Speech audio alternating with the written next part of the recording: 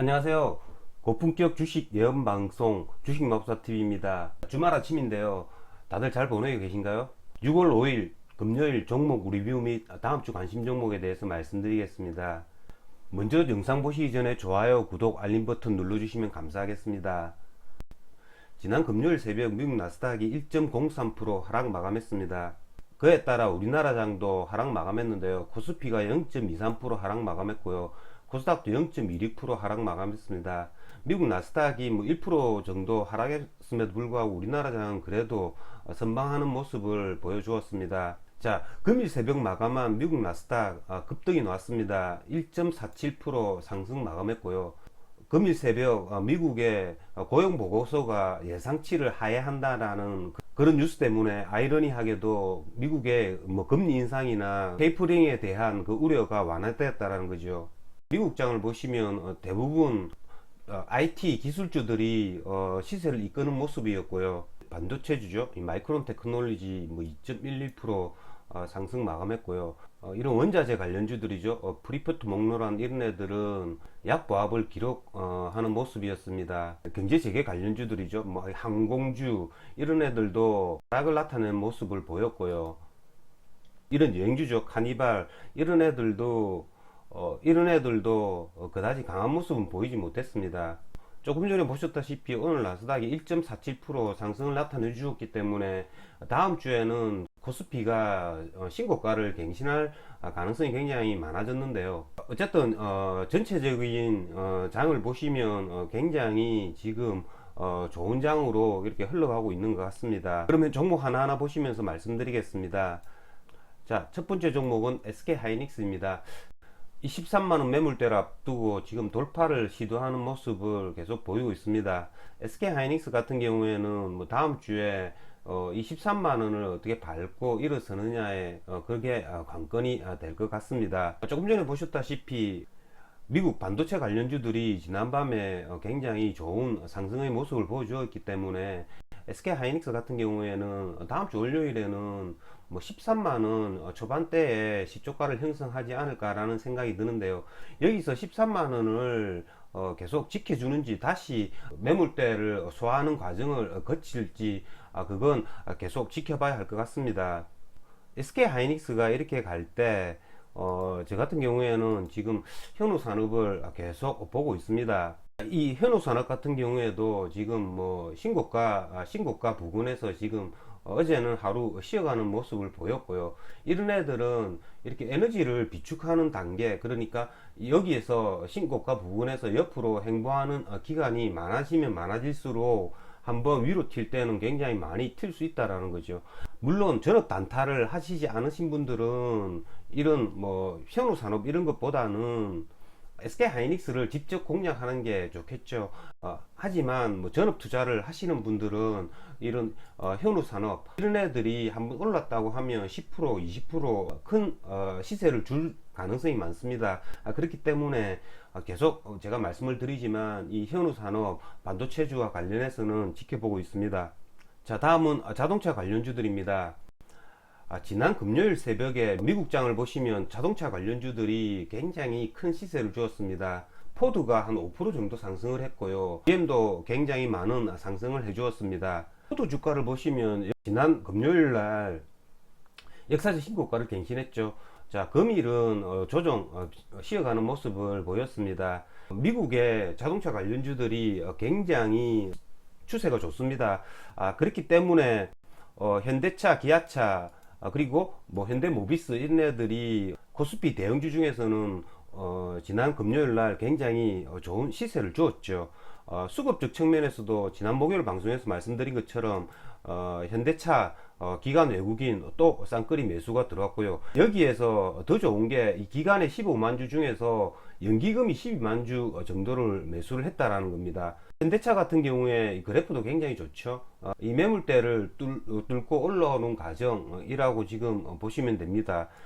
기아차 같은 경우에도 금요일 장에서도 외국인 기관 또 쌍끌이 매수가 들어왔죠.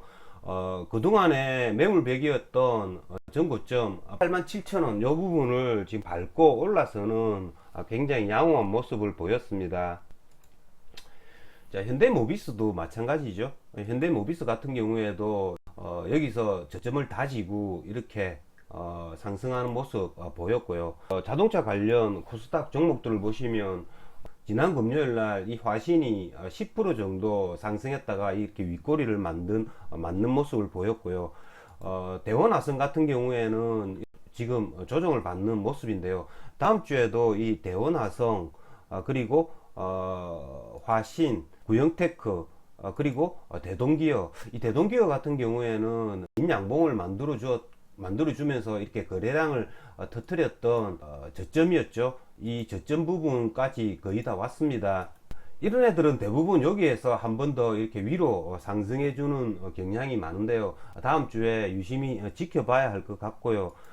전고점까지의 가격이 얼마 남지 않은 성창 오토텍, 그리고 DIC, 그리고 두오리, 전체적으로 보시면 코스닥 자동차 부품주들도 지금 힘을 부족하는 단계로 보시면 됩니다. 어쨌든 다음 주에 이런 애들이 힘을 비추겠다가 한번 튀어줄 가능성도 있다라는 거, 그런 거를 생각하면서 거래를 하면 될 것 같습니다. 자, 다음은 원전 관련 테마주들입니다.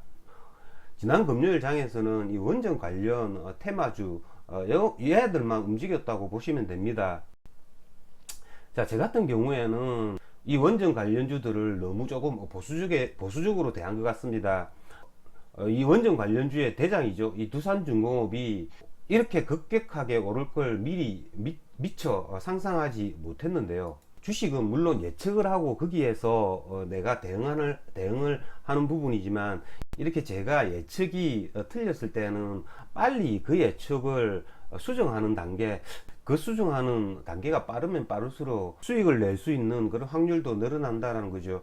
하지만 저 같은 경우에는 원자력 관련주들이 다시 이렇게 슈팅을 해줄 줄은 미처 몰랐기 때문에 조금 그런 수정 단계가 조금 늦었던 것 같습니다. 어쨌든 두산중공업이 10% 정도 또 상승을 나타냈고요. 자, 두산중공업 수급을 보시면 지난 금요일 날 수급이 조금 달라졌죠.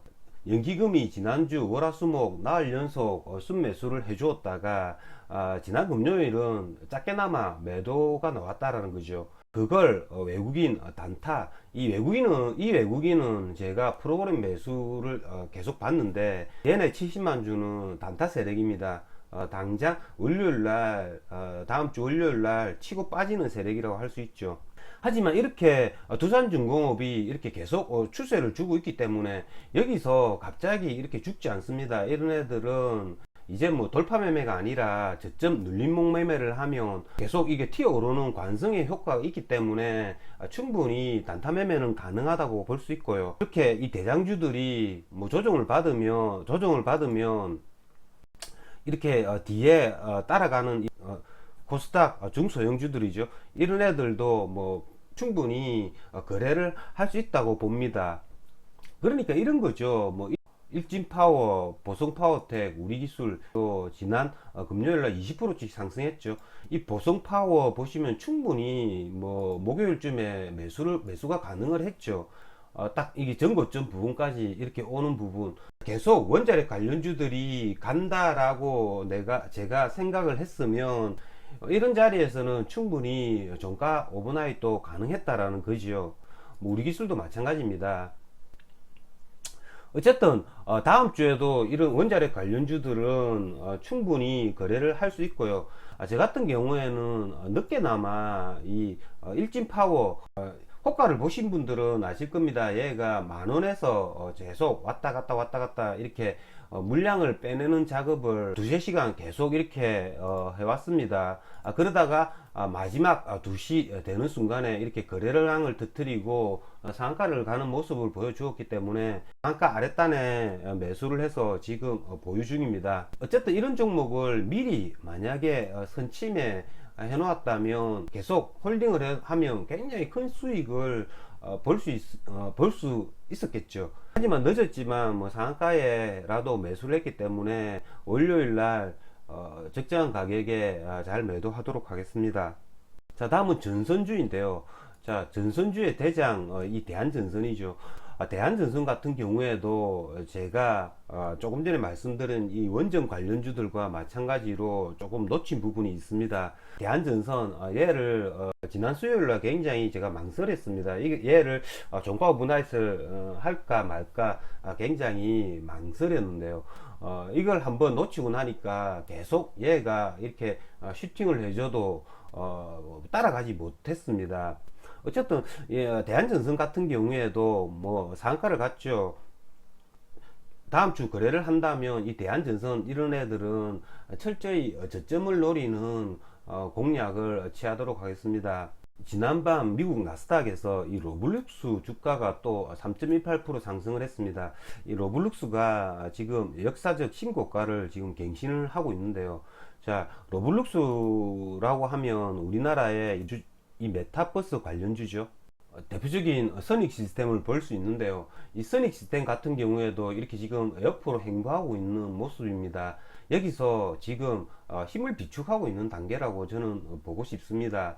거래량을 터뜨리면서 이 긴 음봉이 나온다면 뭐 신고가를 더 이상 뚫어줄 수가 없겠죠. 하지만 지난주에 보시면 계속 이렇게 윗꼬리가 달립니다.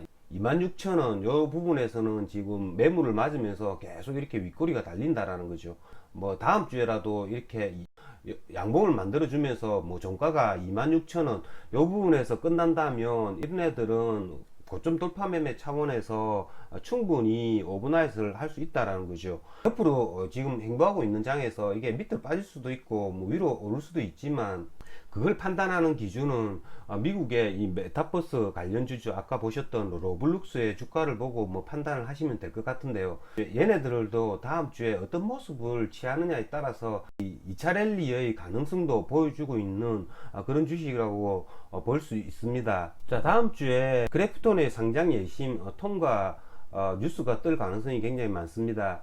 자, 크래프톤이 상장 예심 신청을 4월 8일 날 했죠. 상장 허가를 내어주는 게 상장 예심 신청을 한 후 영업일 기준 45일 이내에 상장 허가를 내어준다고 하는데요.